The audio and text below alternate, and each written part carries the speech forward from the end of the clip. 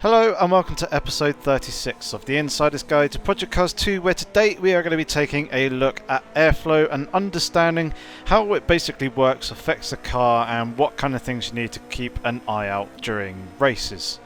Now, for this episode we'll be taking a look at the basics of airflow and understanding it. We're not going to be taking a look at the whole oval aspects with IndyCar and NASCAR and how they have to manage airflow and how things are very important over there, nor are we going to be taking a look at the setups. Instead, what we'll be taking a look at is the basics of airflow and how it impacts your car during the races, and two terms that you have probably heard if you have any kind of interest in racing or motorsport, and that is slipstreaming and dirty air.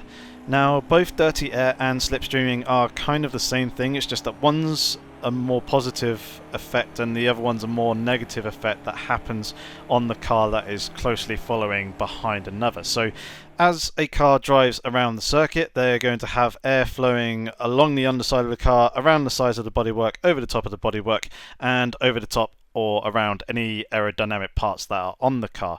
Now, as the air flows off the back of the car, it is going to create an area or a pocket of air behind it where that air is disturbed, and that is going to act differently on the car behind, or a car that is following another car, in comparison to a car that is running in what is known as clear air, where there isn't any cars in front of them and they are running in undisturbed air. Now, slipstreaming is when you get into this pocket of air created by the car in front of you on a straight, and what you'll find is a reduction in drag. So the air flowing over your car is going to be less efficient, you're going to be producing less downforce, but with that it means that you'll be able to reach a higher top speed much quicker, and you'll get a slight speed advantage to the car in front of you.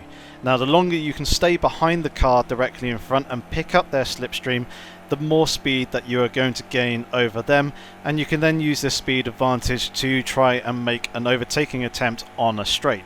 But the term dirty air is pretty much the same sort of thing, but is more used for corners and in braking zones, and is more of a negative impact rather than a positive. If you gaining a speed advantage to the car in front, you're actually going to be at more of a disadvantage.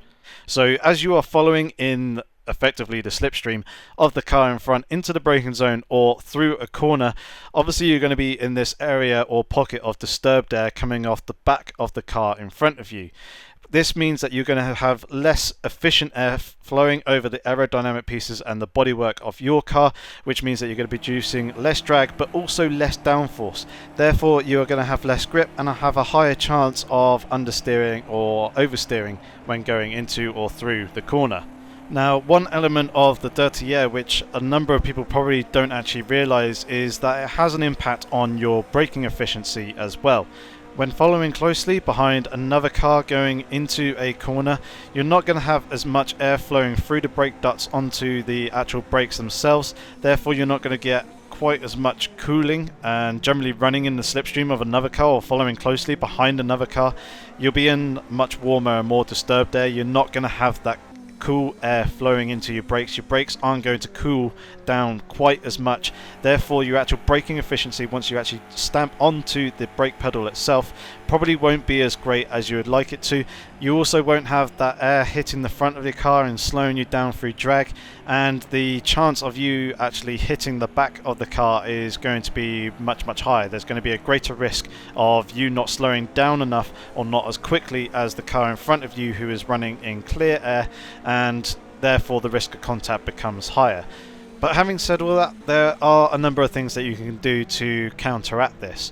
Obviously, when it comes to the braking, you'll just need to brake just that little bit earlier, possibly by a car length or two, 5 to 10 meters earlier than you slightly would, or just before the car in front of you is jumping on their brakes, and that difference should see you keeping out the back of the rear bumper or the rear of the car in front of you.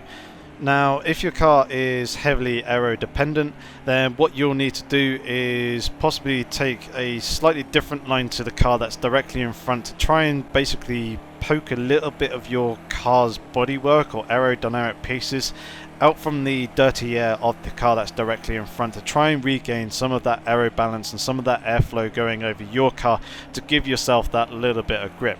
The other alternative is to slow down a little bit more going into the corners, so you do still have the grip that you need to make it through the corner, or alternatively drop back a little bit further before you actually come to the corner so that you get that aero efficiency that you're after to actually make it through the turn effectively without any understeer or oversteer.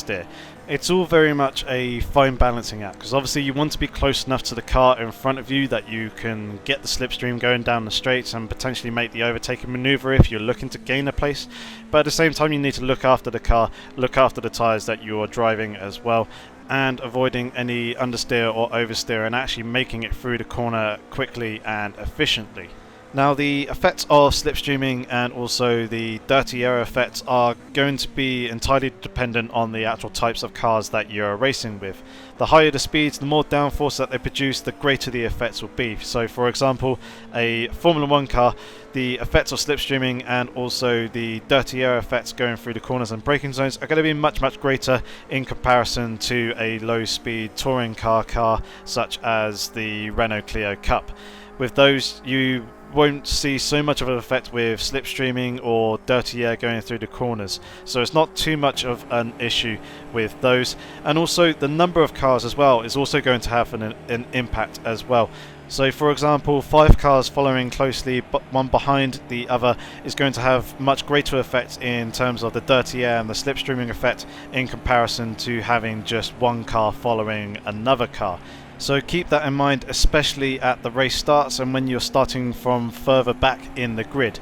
All the cars in front of you are going to be producing quite a lot of dirty air. There's going to be a lot of disturbed airflow, and therefore your aero efficiency of the airflow flowing over your car isn't going to be as great.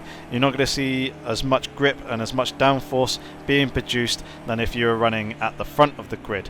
So keep that in mind for the beginning of the race coming through the first few corners, and until things start spreading out a little bit more and the general air in and around the atmosphere is going to be a little bit more settled. The final thing that I want to mention in this episode is the effect on engine temperatures. Now obviously, following in the dirty air / slipstream of the car directly in front of you, you're not going to get that cooling efficiency that you would running in clear air. You're not going to have that cool air flowing into the radiators quite as much. So with that, obviously you need to keep in mind and obviously keep a slight eye on your engine and oil temperatures as well, just to make sure that they're not creeping up a few degrees than you would actually like them to. The general effect of this is going to be very minor. You probably won't really notice it at a rate that is going to be alarming, but there probably will be a degree or two to possibly even 3 degrees difference depending on the general ambient temperature of the conditions that you're racing in. Other than that, that's pretty much everything that I wanted to cover for this episode, so I'm going to conclude it there. If you have any comments or questions about the basic stuff that I just covered in this episode, don't really want to go on to the whole IndyCar ovals and the setup stuff. Like I said, I'll probably cover that in a separate episode further on down the line. But any comments or questions that you have with regards to the topics discussed in this particular episode, feel free to leave them down in the comment section below. I'll try and get back to you as soon as possible. If you enjoyed the video or learned something new from it, give it a thumbs up. If you have any critique or you didn't enjoy the video, give it a thumbs down. Otherwise, consider subscribing to the channel, especially if you have been enjoying the Insider's Guide series that I have been putting up. There is also, hopefully, some other content that I'm hoping to be putting up on the channel fairly soon as well. But other than that, thank you very much for watching, guys. Hopefully, I shall catch you soon or in the next episode. But in the meantime, have fun and take care.